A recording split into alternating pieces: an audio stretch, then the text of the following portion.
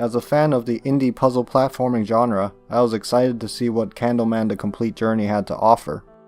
However, it left me feeling rather disappointed at its lack of charm, bland level design, and questionably implemented collectible system. Spotlighter Interactive's Candleman The Complete Journey quickly lost my interest. The player takes the role of a walking candle in search of meaning in a lonely, dark world. Our small sentient candle explores a variety of levels filled with platforming and puzzles. It's a strange premise that lacks any ground in realism, but it works if you think of it as a children's storybook. The game features a narrator that sounds as if she were in a documentary. Her delivery sounds stilted, and it heavily contrasts with the childlike tone the game is going for. The game is played with the analog stick and 2 buttons. There's a jump button and an ignite button. With 10 seconds of wax, the player should only remain lit for short amounts of time. The game is coupled with an archaic life system, providing 10 lives per level. Levels are exploration heavy, as there are both collectible and checkpoint candles the player can light up. Most of the areas are often drowning in darkness. This makes them impossible to navigate without lighting up our candle protagonist. Candleman is the first game to use darkness in such a unique way, at least from the games I've experienced. This is a good start, but it's certainly not enough to keep the game interesting. I primarily only enjoyed a third of the levels, and that's being very generous with the definition of the word enjoyed. Instead of calling levels after what they are, the developers decided to name their levels after the events occurring within the story. Candleman's level design is often bland in a way that made it difficult for me to continue. Lighting up all the collectible candles within a level rewards players with a response to each level name. The responses add a very light degree of detail to the story, while trying to rhyme in what seems to be a poor attempt at adding whimsy. The candle's slow movement speed makes the experience rather tedious, but it wouldn't be so bad if it weren't for the collectible system. The levels have a strong degree of variety in their mechanics. They keep the game from feeling stale. There are always new levels that experiment with distinct obstacles and puzzles. The developers try out different ideas, and once it's well established, they move on to the next new idea. They certainly succeed at variety from level to level, but there seems to be a lack of substance in the levels themselves. It often felt like a drag to traverse through most levels. Despite the level design being on the boring side, the developers succeeded at teaching players new mechanics over time. It reminded me of how the old Mega Man games would present new mechanics in safe environments before testing the players on said mechanics.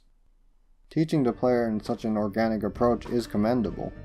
The game doesn't really handhold the player, and it works to the game's favor. It was a highlight in the design of the game, but it didn't really improve my opinion of the gameplay all that much. One of my biggest gripes with the gameplay is the camera.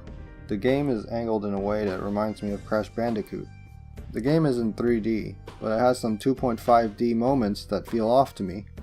I prefer my games to be either fully 2D or fully 3D. At times, I found it difficult to fully comprehend my location. The problem was made even worse with the overwhelming darkness surrounding most levels. If you complete a level without lighting all the collectible candles, you can simply restart, and the ones you previously lit will remain lit. Unfortunately, you need to reach the end of the level again to keep any newly lit candles. It's unintuitive, as the player has already proven that they're capable of completing the level. There were many times I'd have to continuously replay levels just to find those last candles hidden in the worst of places. This was due to the fact that leaving the level resets the area as it was by default. Such a system incentivizes the player to continuously replay the level in search of the remaining candles if they don't want to start from scratch later on. I lit every single candle in the game. Disappointingly, there didn't seem to be any real reward for doing so. The levels lack challenge, and I didn't enjoy controlling the candle. The simplicity of movement keeps the game accessible. However, when you've played the same level 5 times in a row in search of the last candle hidden in a dark corner of a huge area, it gets very dull. The game's story would fit well within a storybook. It aims to appeal to a wide audience due to the very common issues that the candle faces. Despite all the attempts at evoking emotion, Candleman falls flat in being anywhere close to emotionally resonant. It's hard to care about the protagonist due to its lack of physical human traits besides its legs.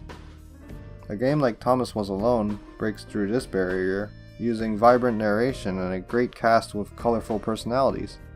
All we have in Candleman is a monotone narrator and a candle that's sad most of the time. The narrative starts in a light existential mood, but it never goes beyond that. Near the climax, the story pans out quite predictably. Surprisingly, the last 3 chapters weren't provided in the original Xbox One release. The meaning of the story drastically changes with these last 3 chapters, so it left me rather conflicted. Essentially, the developers added free downloadable chapters that resolved the conflict at the end of the main game. My issue with the story lies in the lack of creativity. It has such a conventional story that it leaves a lot to be desired. Some events that take place in the story did surprise me, but it didn't really carry much emotional weight. Even during the high points of the story, I didn't really care about what was going on. The game also lacks depth in its story, as I was never left pondering after playing the game. It had none of the qualities that make up a great story for me. The graphical quality initially drew me in. It's one of the game's strong points, but it doesn't impress me as much in the aesthetics department. In fact, when the two combine, the visuals as a whole are underwhelming. In motion, it often looks drab, especially in the unlit environments. From my 8 hours of playing, I was never truly impressed by the visuals. Progressing through the levels felt way too slow. Finding collectible candles frustrated me, and I wasn't particularly fond of the camera. The story failed to grab my attention due to the bland protagonist and a boring narrative.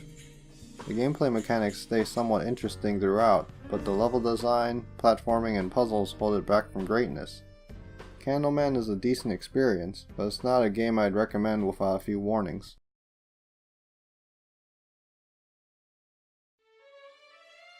Thanks for watching my review on Candleman. If you enjoyed it, feel free to like the video and consider subscribing to my channel for more.